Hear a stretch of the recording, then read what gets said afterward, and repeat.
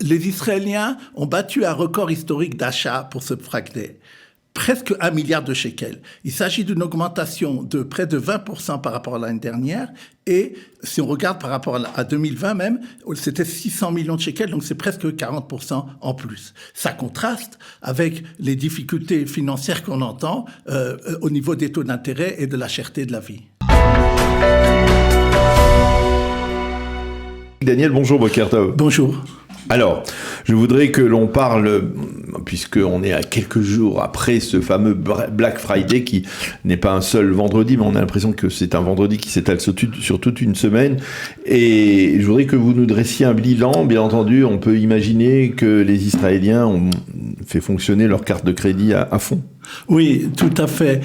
Vous avez même évoqué ce sujet lorsque je vous avais dit que le jour des élections, les Israéliens avaient beaucoup acheté. Vous m'avez dit, c'est pas fini en Europe, il y a le Black Friday. Oui, voilà. Donc, vous, comme d'habitude, vous avez un don de prophétie. Oui, bien sûr.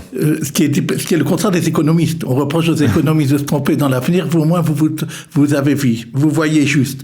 Ce que je voulais dire, comme vous m'avez demandé quelques chiffres. D'abord, c'est un record historique. Il y a eu 900 millions de shekels qui ont été achetés ce jour de Black Friday. C'est presque 1 milliard. Par rapport, 20% par rapport à l'année dernière. Et 20% de plus. De plus.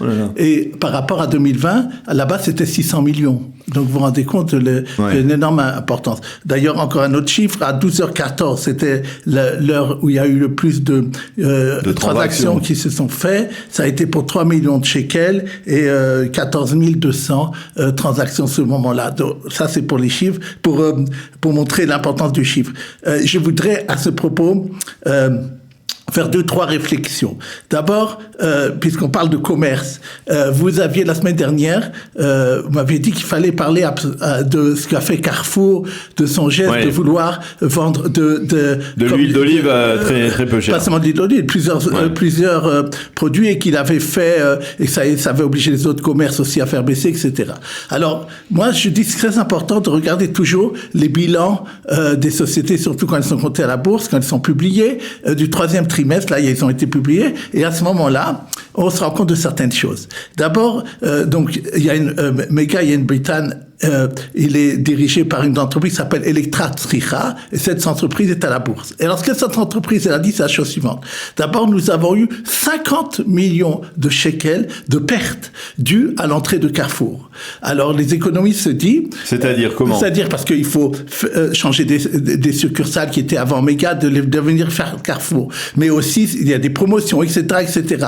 Et ça a même fait qu'il y a une perte au niveau, ce qu'on appelle de production, de ce qu'on appelle le résultat d'exploitation de l'entreprise, à tel point que ça a été très dur ce trimestre d'entrée de Carrefour. Et les économistes, les financiers qui regardent ces bilans, ils se demandent combien de temps Carrefour, Yenot Bitan, Mega, Electra Tzricha, ceux qui dirigent Carrefour ici en Israël, pourront continuer à faire ça parce que ça, c'est un grand problème point de vue du bénéfice de ces entreprises. Et une autre chose qui a été dit à ce moment-là d'ailleurs par... D'abord, est-ce que c'est véritable, c'est vrai que ce sont certains produits qui sont bon marché, mais qu'il y en a d'autres qui sont vraiment au même prix que dans les autres supermarchés ou peut-être même plus cher? Alors, d'abord, une autre déclaration qui a été faite par le directeur de représentant Carrefour ici, sachez que les prix que nous vendons ici, c'est 30% de plus qu'en France. Oui, à cause des différents coûts que nous avons, cash-route et autres, c'est parce qu'ils ont inventé. Et donc, ce que je veux dire, c'est que il faut toujours regarder, se mettre en garde par rapport à des publicités ou des grandes déclarations que font ces gens-là. Il faut voir dans l'avenir si ça fait. Mais ça, c'est une chose. Une deuxième chose que je voudrais revenir là-dessus. Souvent dans cette chronique, je reviens et je dis que, c'est pas seulement moi, beaucoup d'économistes en Israël supplient le gouvernement et nos dirigeants économiques de faire très attention, de ne pas casser l'outil de production en Israël et l'outil agricole, comme on le voit dans les pays européens. J'ai vu encore cette semaine, encore aujourd'hui à Marquis en France, c'est pas seulement la moutarde qui manque, maintenant c'est des produits d'eau gazeuse, des choses comme ça, de faire très très attention. Et je vous donne un exemple. J'ai vu cette semaine que l'ail, qui est produit en Israël, il y a eu, cette année, ils ont décidé d'en planter 70% en moins. Parce que Lieberman a décidé d'inonder le marché israélien d'ail en enlevant les barrières douanières. Et qu'est-ce qu'on reçoit beaucoup? C'est de l'ail de Chine.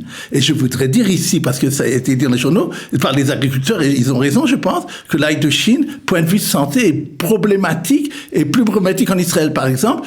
Là-bas, on utilise des herbicides qu'ici, en Israël, c'est interdit. Ouais. Et donc, il faut regarder aussi la santé du Israélien, et que lorsqu'on prend ce genre de décision, et c'est merci encore à Victor Lieberman. Voilà. Et une dernière chose que je veux dire par là, je sais, et ça a été dit, que 90% des gens en Israël se prêtent à faire de l'achat par digital, c'est-à-dire par les cartes de crédit et autres, et c'est comme ça, on ne peut rien.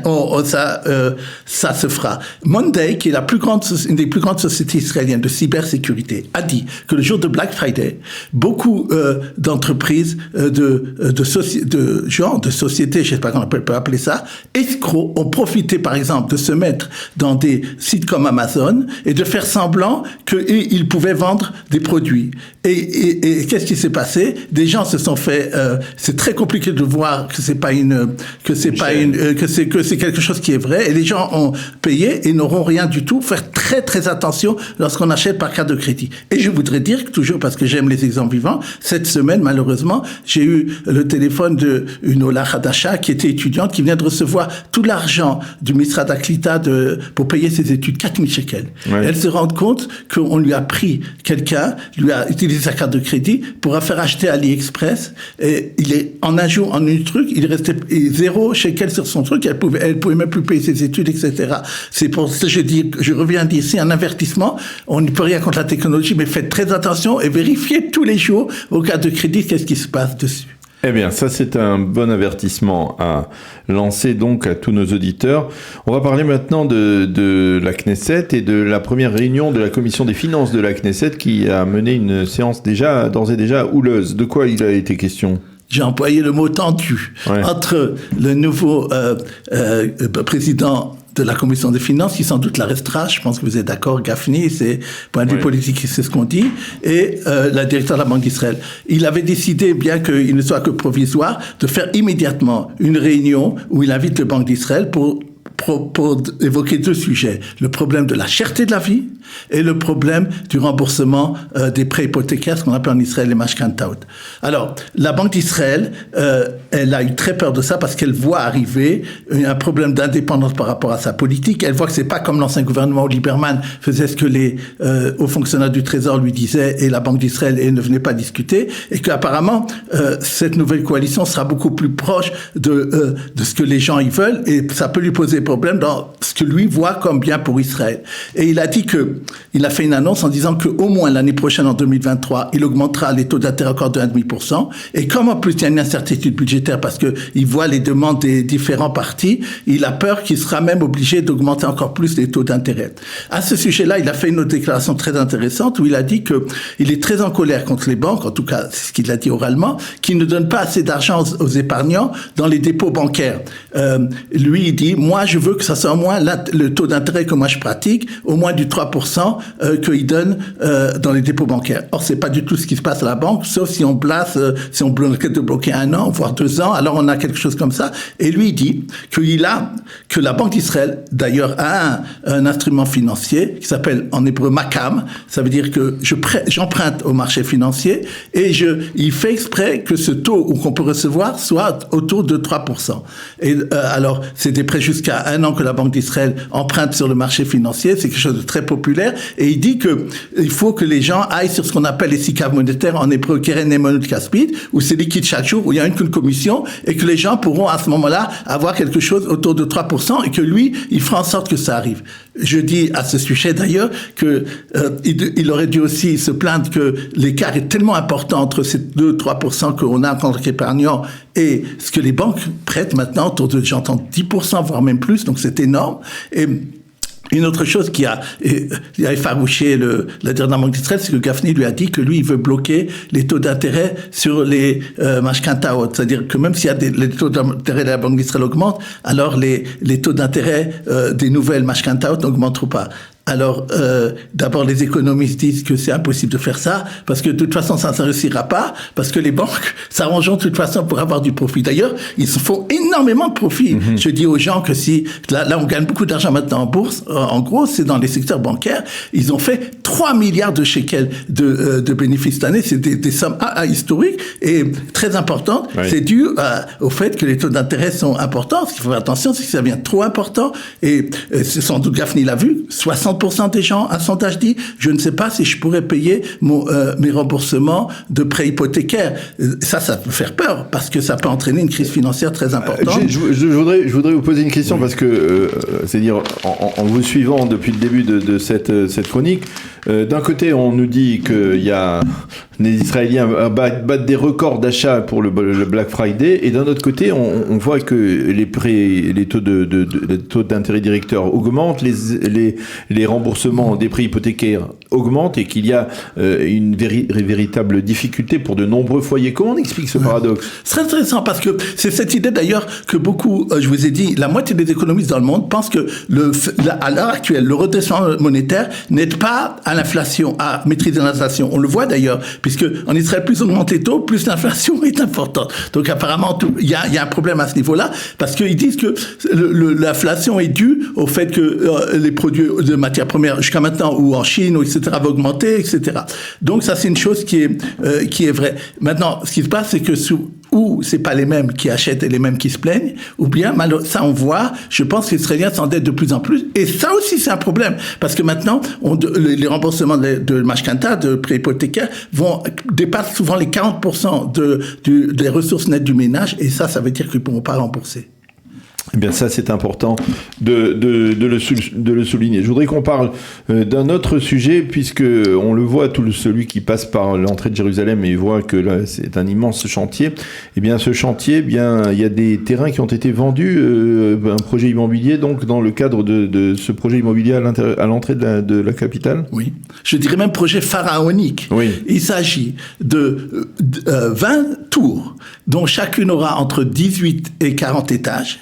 Et qui a été maintenant attribué à 3 sociétés pour la somme de 120 millions de shekels, plus 50 millions de shekels qu'ils devront mettre pour développer l'endroit, alors que l'appel d'offres avait jusqu'à 114 millions, donc ça a été un succès pour l'État. Maintenant, il va y avoir... 120 millions, c'est quoi exactement ?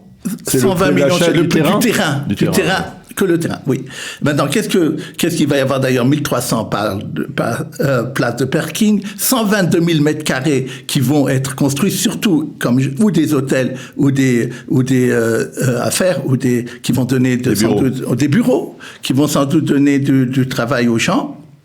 Et aussi, ce qui est intéressant à dire, c'est que le Binyan Haouma, cet endroit du Congrès va complètement changer. Oui. Il va devenir dans les prochaines années le plus beau et le plus grand centre de congrès du Moyen-Orient. Ah oui. Et ça va faire partie de ça.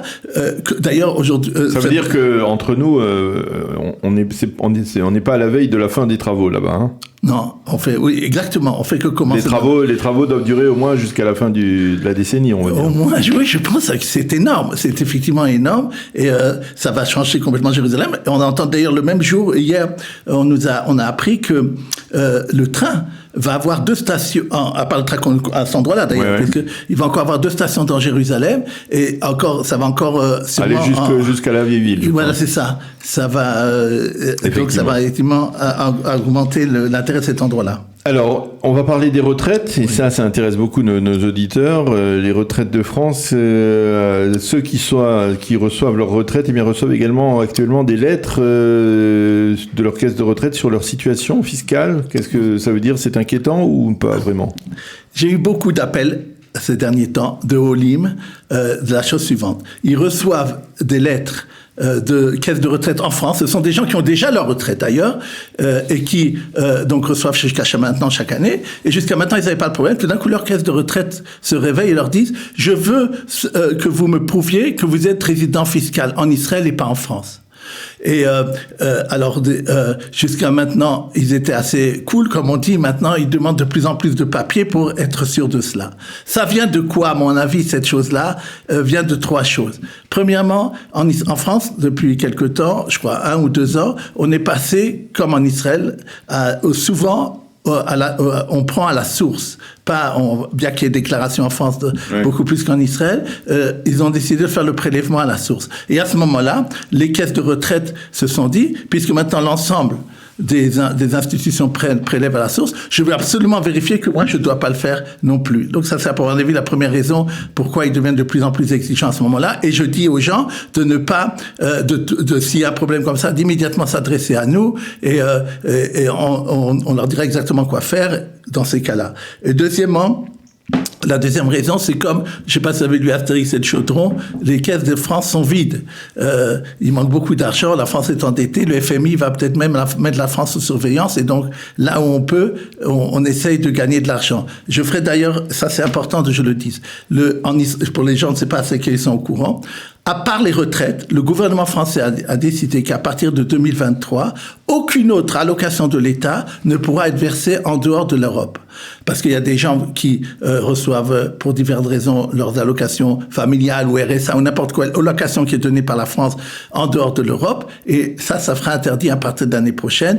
Sauf les retraites, ils ont bien précisé. Et c'est important que les gens prennent leur disposition. Eh bien, docteur Daniel Guggenheim, merci beaucoup d'avoir été avec nous ce matin pour cette chronique de Revue de la presse économique.